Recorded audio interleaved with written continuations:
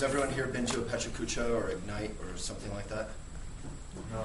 So this is basically a fun and somewhat in-depth way of getting to know a whole bunch of different groups or missions relatively quickly and efficiently. I guess the very little bit of an introduction I have here is that there's going to be a variety of splendid local and global initiatives that are anchored in our region. They'll present on the subject of their choice. They have exactly 5 minutes or less, bonus points for less, to teach us something, enlighten us, or simply inspire. Pecha Kucha means chit-chat in Japanese, and it's facilitated by myself, Waylon Lewis of elephantjournal.com. The presenting partners will just introduce as they come. So I hope you have a good time and find it inspiring. The first one we have up, I'm sorry, I don't know your name. Oh, no, I'm not presenting. I know. Oh, Mindy Bridges. Mindy actually knows what's going on and is going to keep the time.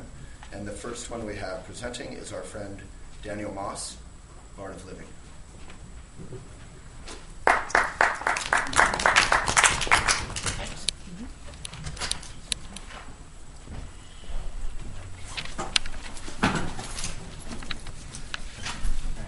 So I am my own audiovisual today. Start like this. I closed my eyes and dove inside for a dose of what I know is mine. Now it's no surprise Jehovah's Son cried, heaven lies within. No golden skies where angels fly or hell for those who sin, but a peaceful place in a timeless space. And I see myself as beyond this face, as a part of the one, so what's there to chase? I open my eyes and I feel lighter, colors are brighter, love for life flows like a geyser. I was caught in thoughts of inside my head, egoic webs of girls in bed, of my new fresh threads of time is bread when a lie get fed. Now it's peace of mind from the lies I'm fed that say bye, bye, bye, bye, but I say give instead. A wise man said, meditation's drowning in love, that's when I really feel full, and it starts with calm in my head. Hello. So, this, I teach meditation and yoga and the secrets of the breath at the Art of Living Foundation. We're a nonprofit in over 150 countries, actually. One of the biggest nonprofits that nobody's ever heard of. It's because we're all volunteer-based. We have like 99 almost % volunteer-ran organization. We don't really do advertising it. But through word of mouth, we've taught millions of people around the world these skills to deal with our mind and our emotions, that create a sense of belongingness with, our community and with the world, and together inspired and peaceful to go out and do service work in the world. So I've also noticed as a musician that it brings up a lot of creativity when you go deep within.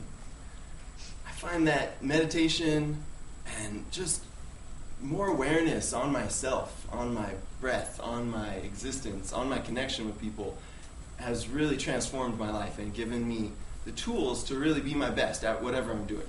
So professionally, I'm a web designer, and I feel now that I have these tools, I can work 8 hours a day or 15 hours a day if I needed to with sharp focus, not getting tired, not needing a nap, but you read something and you hear it once. Students that take our workshops at CU, which is called Guest Plus, they find their study time is dramatically cut in half. Volunteers and nonprofits, like most of us here, we find that the techniques, when you have tools to reduce our stress, then we don't get burnt out. We don't get overwhelmed, by the size of the problems that we're addressing. We feel, okay, right now, this moment, I can be at my best. And that's when all the actions happen. That's when the juice of life is, right? In the moment. What's one thing that's always in the present moment? Our breath, right? So let's all take a deep breath in together, okay? Breathe in, full. Hold the breath. And breathe out. Do this just a few times, okay? Close your eyes with me, if you will. Take a deep breath in. Fill your stomach. Hold the breath. And slowly breathe out. Again, breathe in, fill your chest. Just notice that space between the breaths. Slowly breathe out.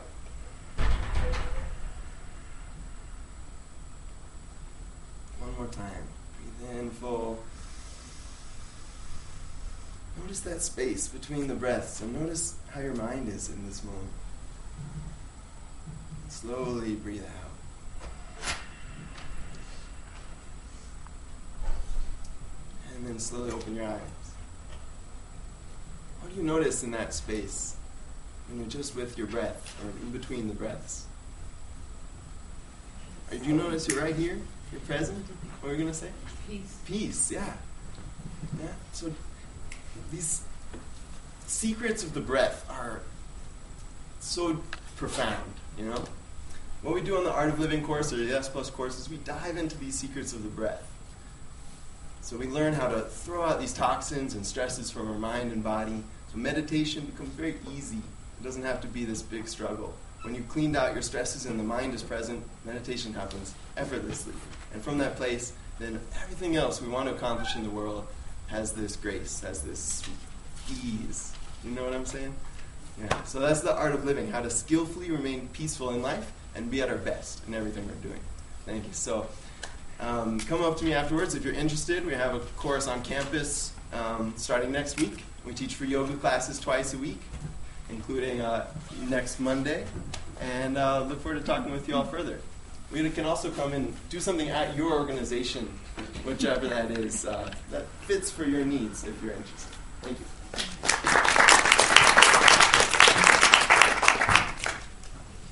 So next, thank you, Daniel. We have Cultural Survival with Paula Palmer.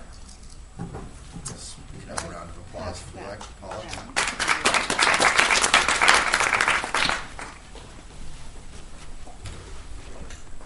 This is another low-tech presentation. I'm Paula Palmer. I'm the director of the Global Response Program, which is part of Cultural Survival. This is my contact information, and this is our website behind me.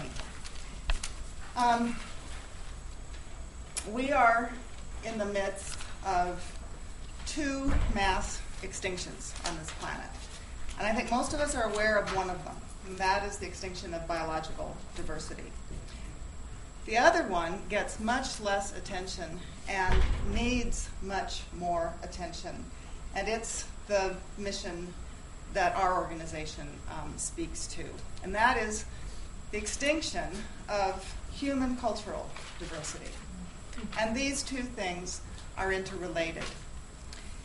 The loss of human cultures and the languages that communicate those human cultures is impoverishing us and diminishing our possibilities of coping with all of the changes that are happening on our planet today. There are, anthropologists believe, about 5,000 distinct human cultures that have their own distinct human language on the planet today.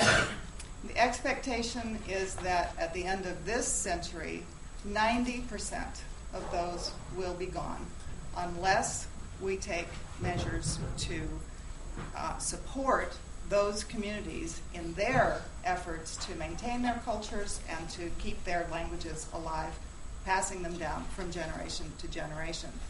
The languages, of course, embody the knowledge of centuries and more than centuries of experience, unique human experience. I'd like to just read a definition or a description of the importance of language. This is from Wade Davis. He says, "A language, of course, is not merely a set of grammatical rules or vocabulary. It is a flash of the human spirit, the vehicle by which the soul of each particular culture comes into the material world. Every language is an old-growth forest of the mind, a watershed of thought, an ecosystem of spiritual possibilities." A few years ago, the World Wildlife Fund went through a whole process of identifying the places on the planet that have the richest biological diversity and are at the same time the most threatened. The areas where the biological diversity is both the most rich and the most threatened. And they came up with 220 places on the planet. And they found that 95% of that territory is occupied or in some way used, one might say managed, by indigenous people. Two things come to mind when we know that. One is that obviously the lives and the lifestyles and the economies of the indigenous people support the continued development of the biological diversity of this planet, whether we're talking about rainforests or tundra or the Arctic, or the resources of the ocean. The other thing that we learn is that if we want to protect that biological diversity, the single most important thing we can do is to support the rights of the indigenous people to continue to manage those areas of high biological diversity that are also so threatened on the planet. So my work at the Global Response Program with Cultural Survival is kind of circulating among you. There's a sign-up sheet where you can sign up, or you can do that also on our website, to receive action alerts. What my program does is receives requests from communities, indigenous communities around the world that are embattled. They are defending their right to protect their natural resources from very immediate threats. Mining companies, oil companies, logging companies, tourism companies, dam building projects. And we organize international campaigns that help them stop those assaults on their territories. And we invite you to join us. Thank you, Paula Palmer. So next up we have Shepherd Valley Waldorf School with Kai A. Belkis.